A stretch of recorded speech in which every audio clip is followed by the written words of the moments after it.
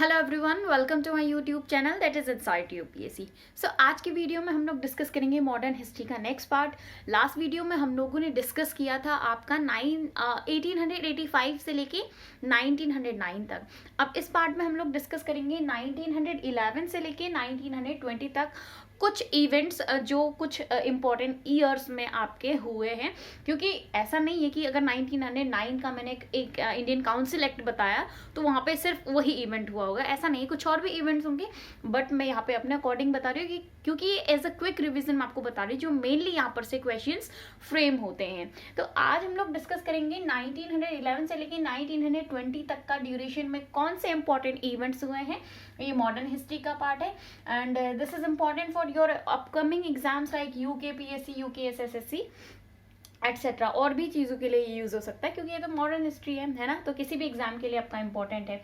तो सबसे पहले मैं अब यहाँ पे डिस्कस करूंगी 1911 का। इससे पहले की वीडियो अगर आप देखना चाहते हैं तो आप देख सकते हैं, उसमें मैंने 1885 से लेके 1909 तक का डिस्कस किया है इंपॉर्टेंट चीज़ें। अब मैं यहाँ पे डिस्कस करूंगी 1911 से 1920 तक। सबसे पहले हम यहाँ पे लेते हैं 1911 का पार्ट। 1911 में क्या हुआ था ऐसा, तो मैं यहाँ पे 1911 का ले रही हूँ दिल्ली दरबार। दिल्ली दरबार यहाँ पे ब्रिटिशर्स के द्वारा ये जो है बोल सकते हो इन लोगों के द्वारा ये सेलिब्रेट होता था, या आप बोल सकते हो लगाते थे ये लोग। और आपको ये ऐसा लग रहा होगा कि जो ये मुगल वोकेबलरी इन्होंने यूज़ की बिल्कुल वही यूज़ की इन्होंने। तो दिल्ली दरबार ये ब्रिटिशर्स के द्वारा लगाया जाता था। यहाँ पे इनके जो भी सक्सेसर्स होते थे, जैसे कि आप बोल सकते हो कि जो किंग है और कोई रानी है, वो अगर यहाँ पे गेस्ट आएंगे, कुछ उनका सक्सेशन होगा, तो उसके लिए ये लोग दिल्ली दरबार यहाँ पर लगाया करते थे दिल्ली में। और ये इनका थर्ड दिल्ली दरबार था, आप बोल सकते हो। इससे पहले ये लोग जो दिल्ली दरबार है 1877 और 1903 में भी लगा चुके हैं। तो ये है थर्ड दिल्ली दरबार जिसे आप बोलते हो, थर्ड दिल्ली दरबार। अब यहाँ पे जो मेन चीजें हुई है मैं सिर्फ वही बताऊंगी। पहली बात, सबसे पहले यहाँ पे जो गेस्ट थे वो कौन थे, क्योंकि दिल्ली दरबार लगा है तो कोई ना कोई गेस्ट होगा इनका ब्रिटिशर्स का। तो वो थे आपके जॉर्ज फिफ्थ, वो थे आपके जॉर्ज पंचम भी जिसे आप बोल सकते हो, और क्वीन मैरी, ये इनके यहाँ पर थे गेस्ट।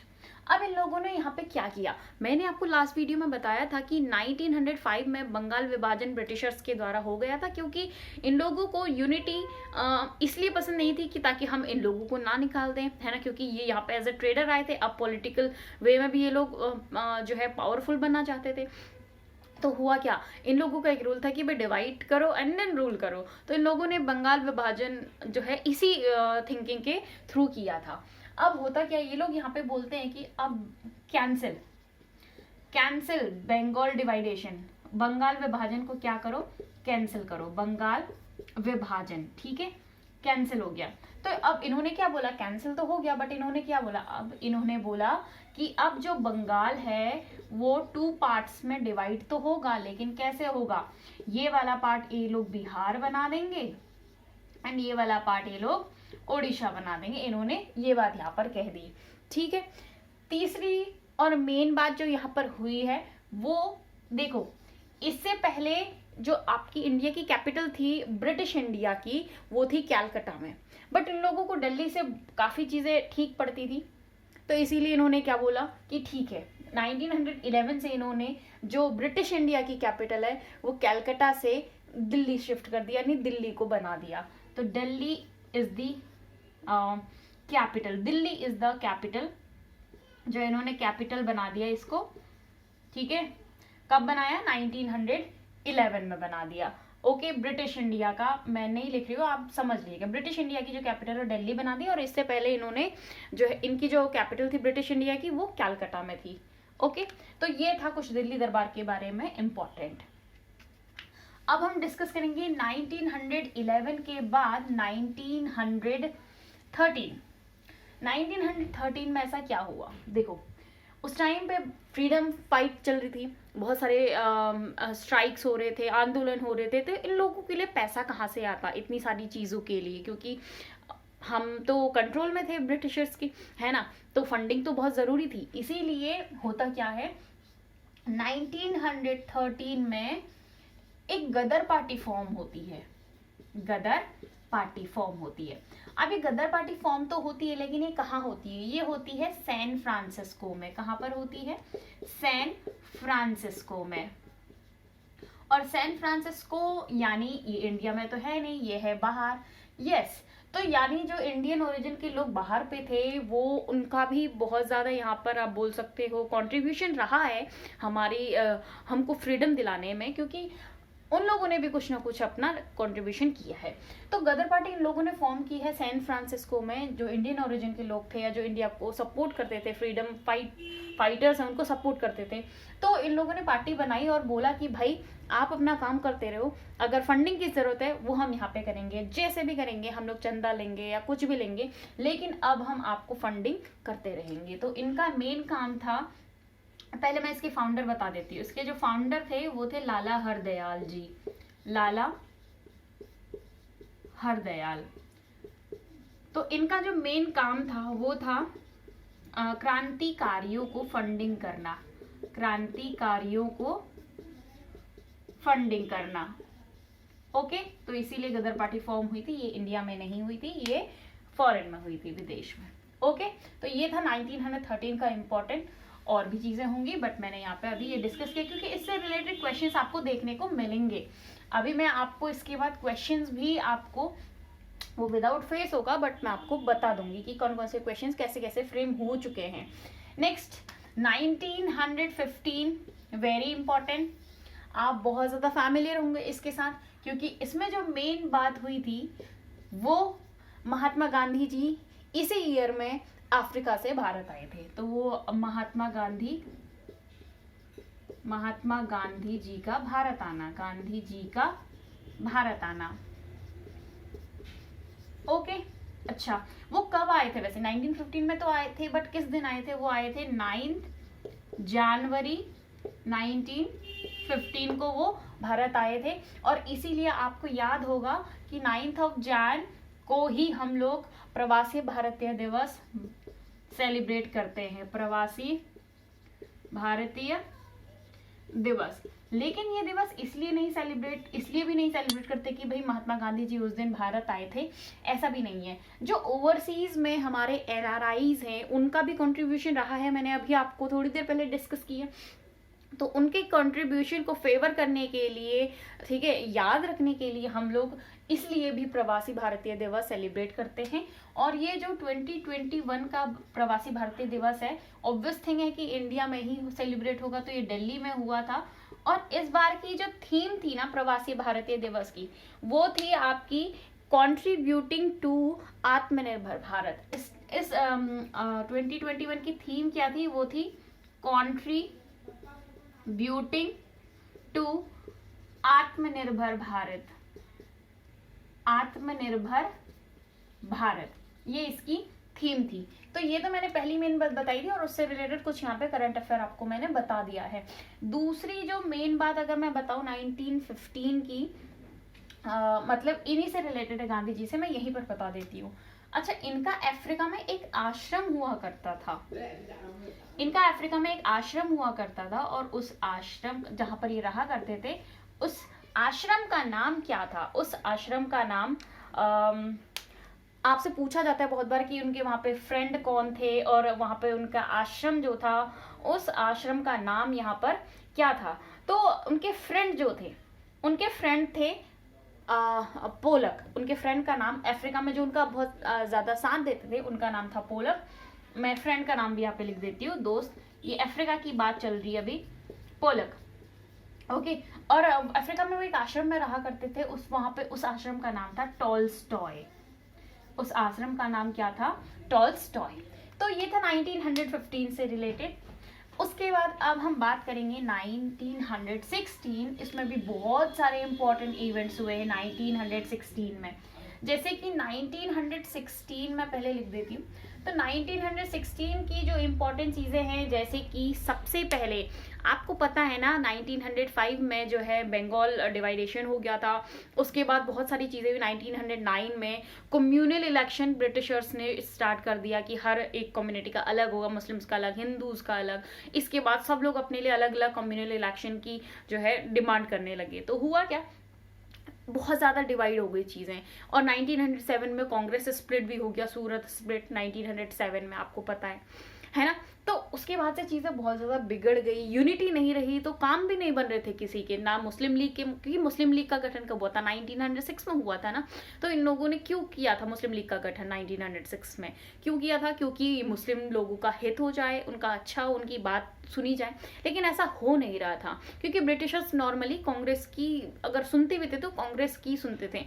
तो इसीलिए अब काम नहीं बन रहे थे, क्योंकि 1907 में कांग्रेस स्प्लिट भी हो गया। अब आप डिवाइड हो चुके हो तो ऑब्वियस थिंग है, आपकी यूनिटी नहीं रही तो काम भी उतने अच्छे से नहीं होंगे, है ना। गरम दल और नरम दल में लोग डिवाइड हो गए थे कांग्रेस 1907 में।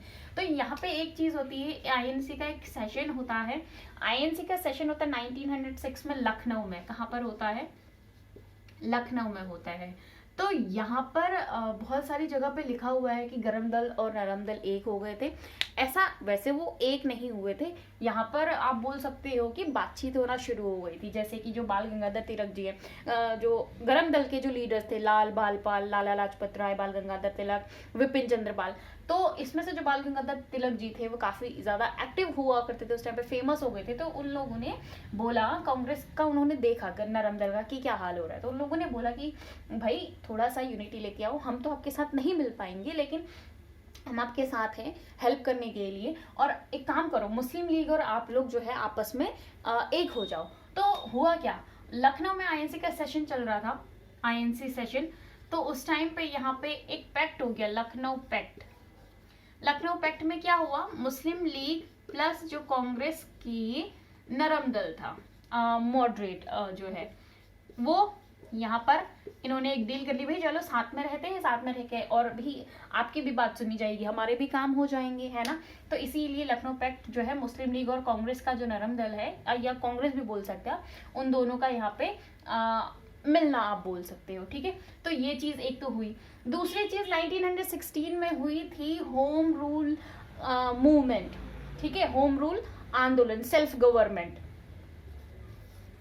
Home rule movement. अच्छा, ये जो सबसे पहले शुरुआत की थी होम रूल मूवमेंट की, वो बाल गंगाधर तिलक जी ने की थी। बाल गंगाधर तिलक जी ने इसकी शुरुआत की थी, होम रूल मूवमेंट की बाल गंगाधर तिलक जी ने।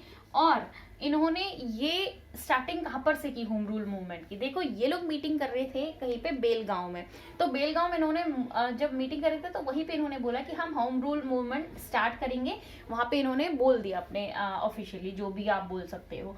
तो बाल गंगाधर तिलक जी ने जब बेलगांव में डिक्लेयर किया बेलगांव में डिक्लेयर किया कि भाई हम होम रूल मूवमेंट जो है वो स्टार्ट करेंगे, तो इसका जो पहला ऑफिस इन्होंने बनाया था, बाल गंगाधर तिलक जी ने, वो बनाया था आपका पूना में। और इन्होंने दो अखबार निकाले, कौन कौन से, एक मराठा और एक केसरी, ये दो अखबार बाल गंगाधर तिलक जी ने निकाले। इसके बाद इनके साथ एनी बेसेंट भी जुड़ जाती हैं, और आपको तो पता ही है एनी बेसेंट जो है अभी आगे जाके आएगा आईएनसी के सेशन में, ये प्रेसिडेंट बनती हैं और फर्स्ट वुमेन प्रेसिडेंट भी बन जाती हैं आईएनसी की, तो अभी जाके हम देखेंगे। तो ये क्या हो गया, होम रूल मूवमेंट, बाल गंगाधर तिलक जी ने इसका पहला ऑफिस जो है एस्टेब्लिश किया था, हेडक्वार्टर जिसे आप बोल सकते हो पूना में। एनी बेसेंट भी इनके साथ आती हैं, और एनी बेसेंट भी जो है अपना एक ऑफिस यहाँ पे बनाती हैं इसके लिए, और ये बनाती हैं मद्रास में। ये कहाँ पर बनाती हैं, मद्रास में इसका हेडक्वार्टर बनाती हैं। तो मद्रास में हेडक्वार्टर बनाती हैं, और ये भी दो पेपर इन्होंने निकाले, एक तो था कॉमन करके, कॉमन व्हील भी आपको कहीं कहीं पर जगह नाम मिल जाएगा, कॉमनवेल्थ भी मिल जाएगा, तो आप कॉमन से ध्यान रखिएगा। और एक निकालती हैं ये न्यू इंडिया करके, ठीक है। तो ये कुछ इम्पोर्टेंट थे 1916 के। अच्छा नहीं, 1916 में मैंने आपको बता दिया था कि ये जो सेशन हुआ था 1916 का, ये लखनऊ में हुआ था, तभी तो लखनऊ पैक्ट भी हुआ था। और जब 1916 का जो आईएनसी का सेशन हुआ था लखनऊ में, इस टाइम पे यहाँ पर जो प्रेसिडेंट थे वो थे आपके एसी मजूमदार, एसी मजूमदार। ठीक है, तो ये थी आपकी 1916 के कुछ इम्पोर्टेंट। अब हम बात करेंगे इसके बाद 1916 के बाद बात करेंगे 1917 की। आपको पता है 1917 में दो चीज़ें आप याद रखिएगा। एक तो क्योंकि गांधी जी आ चुके हैं और गांधी जी बहुत ज़्यादा फेमस भी थे, उससे पहले भी उन्होंने रेसिस्ट के लिए वहाँ पे आंदोलन चलाया था अफ्रीका में, और यहाँ पर लोगों को जो है उन पर थोड़ा ठीक था, विश्वास था। तो यहाँ पे पहली चीज़ हुई थी चंपारण आंदोलन। आपको पता है ना चंपारण कहाँ है? चंपारण है बिहार में। किसानों को उनका हक दिलाने के लिए ये आंदोलन चलाया गया महात्मा गांधी जी के द्वारा, और ये उनका फर्स्ट आंदोलन था, आप बोल सकते हो किसका? महात्मा गांधी जी का। तो बिहार में चंपारण आंदोलन किसानों को उनका हक दिलाने के लिए चलाया गया था। ठीक है, और इसी टाइम पे 1917 में आईएनसी का सेशन होता है। आईएनसी का क्या होता है? सेशन होता है। कहाँ पर? कैलकाटा में। कहाँ पर? कैलकाटा में। और मैंने आपको अभी बताया था एनी बेसेंट जी भी प्रेसिडेंट बनेगी। तो यहाँ पर जो प्रेसिडेंट होती हैं वो होती हैं आपकी एनी बेसेंट, और आपकी एनी बेसेंट जो है वो फर्स्ट वुमेन प्रेसिडेंट है कांग्रेस की, आईएनसी की फर्स्ट वुमेन प्रेसिडेंट। लिख देती हूँ मैं, first women president of INC बोलो या कांग्रेस बोलो। Get it? तो ये 1917 की बात है। अब 1918 में अब गांधी जी एक आंदोलन कर चुके हैं, सक्सेसफुल भी हो चुका है वो, और इतने इजीली भी हो चुका है बिना किसी आप बोल सकते हैं हिंसा के। तो अब 1918 में एक और आंदोलन चलता है जिसे आप बोल सकते हो अहमदाबाद मिल आंदोलन। मिलों में जो है लेबर्स को उनका हक दिलाने के, अहमदाबाद मिल आंदोलन। और अहमदाबाद कहाँ है? अहमदाबाद है गुजरात में। कहाँ पर है? गुजरात में। अच्छा, यहाँ पर ये भी महात्मा गांधी जी के द्वारा चलाया गया और ये भी सक्सेसफुल रहा। और यहीं पर महात्मा गांधी जी ने बोला कि हम अभी इनके यहाँ पर साथ हैं, लेकिन हमेशा इनके साथ नहीं रह पाएंगे, बहुत सारे काम होंगे। तो महात्मा गांधी जी ने यहाँ पर लेबर एसोसिएशन बनाया। क्या बना दिया? Formed labour association. ओके, और यहीं पर इसी वाले आंदोलन में यहाँ पर गांधी जी द्वारा हंगर स्ट्राइक की गई थी। हंगर स्ट्राइक यानी भूख हड़ताल इनके द्वारा की गई थी। पूछा जाता है कि जैसे हंगर स्ट्राइक या पहली बार भूख हड़ताल कौन से वाले आंदोलन में हुई, ठीक है, किस ईयर में हुई। क्रोनोलॉजिकल ऑर्डर में भी ये आपकी चीजें हेल्प करेंगी। एक दो बार अगर आप ध्यान से देखोगे ना, आपको वैसे ही चीजें रिकॉल होने लगेंगी धीरे धीरे। तो ये 1918 की बात है। अब हम चलते हैं 1919 में। वेरी इंपॉर्टेंट, जैसे कि 1909 में ब्रिटिशर्स ने एक एक्ट निकाला, ऐसे ही उन्होंने 1919 में भी एक्ट निकाल दिया भाई, और इसको बोलते हैं रॉलेट एक्ट। आपको पता है ना रॉलेट एक्ट क्या है? इसको ब्लैक एक्ट भी बोलते हैं। इसको क्या बोलते हैं? ब्लैक एक्ट, काला कानून। यानी इसका हिंदी में जो दूसरा नाम है वो है अराजक और क्रांतिकारी अपराध नियम। और ये तो हिंदी में दूसरा नाम है रॉलेट एक्ट का, ब्लैक एक्ट भी इसे बोलते हैं। इंग्लिश में इसको बोलते हैं एनार्किकल और रिवॉल्यूशनरी क्राइम्स एक्ट 1919। इसके अकॉर्डिंग था क्या, उस टाइम पे फर्स्ट वर्ल्ड वॉर भी चल रहा था। तो इन लोगों ने इमरजेंसी जो पावर्स है वो निकाली। इन्होंने बोला कि भाई किसी पर भी हमें शक हो, हम उसको बिना कोई वकील दलील जो भी होता है उसके बिना हम कुछ भी नहीं उसे ऑफर करेंगे, सीधे जेल में डाल देंगे। और इसी बेस पे जो आपके आप बोल सकते हो हिंदू और जो मुस्लिम एकता के थे डॉक्टर सत्यपाल और सैफुद्दीन किचलू जी, सैफुद्दीन किचलू, इसी का विरोध करते करते जो है इन लोगों को गिरफ्तार कर दिया गया। ठीक है, अब गिरफ्तार करा तो इनको रिहाई दिलाने के चक्कर में एक सभा हुई थी पंजाब के अमृतसर में, जलियांवाला बाग पे। पंजाब, अमृतसर और जलियांवाला बाग, यहाँ पे इनको सभा चली थी रिहाई की, भाई रिहाई करो, क्योंकि इन लोगों ने इसका विरोध किया था। तो रिहाई तो नहीं की, लेकिन हाँ वहां पर आते हैं जनरल डायर जी और वो यहाँ पे चला देते हैं गोलियां चलाने का आदेश दे देते, गोलियां चलाई जाती, बहुत सारे लोग घायल होते हैं, बहुत सारे लोग मर भी जाते हैं। तो ये बड़ा ही दुखद था। अब अच्छा ये हुआ कब था, ये ध्यान रखिएगा, ये हुआ था 13 अप्रैल 1919 को, क्योंकि मार्च के टाइम पे ये लॉ पास हो चुका था। अब यहाँ पे होता है 1919 ये हो चुका है। यहाँ पर के जो इस टाइम वायसराय थे वो थे लॉर्ड चेम्सफोर्ड। अब ये हो चुका है, तो अब होगा क्या, देखिए अब 1920 में क्या होता है, ये सारी चीजें यहाँ पर हो चुकी हैं, ध्यान दीजिएगा। अब 1920 में होता क्या है, इतनी बड़ी चीज हुई है तो कोई चुप तो नहीं बैठेगा। तो 1920 में अभी तक थोड़ा बहुत जितना भी सहयोग हो रहा था इंडियंस का ब्रिटिशर्स के लिए, अब वो नहीं होगा।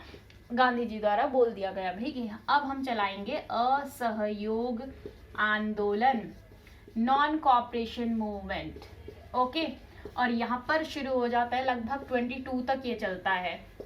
तो असहयोग आंदोलन यहाँ पर चलाया जाता है कि अब हम ब्रिटिशर्स का किसी में भी सहयोग नहीं करेंगे। ओके, तो ये चीज थी, यहाँ पर असहयोग आंदोलन शुरू हो चुका है। आपको बता दिया कि असहयोग आंदोलन क्यों शुरू हुआ। अब इसकी नेक्स्ट वीडियो में हम लोग डिस्कस करेंगे, नेक्स्ट जो 1900 शायद 21 से 30 तक मैं यहाँ पे डिस्कस कर लूँ। Okay, so till then take care, bye bye.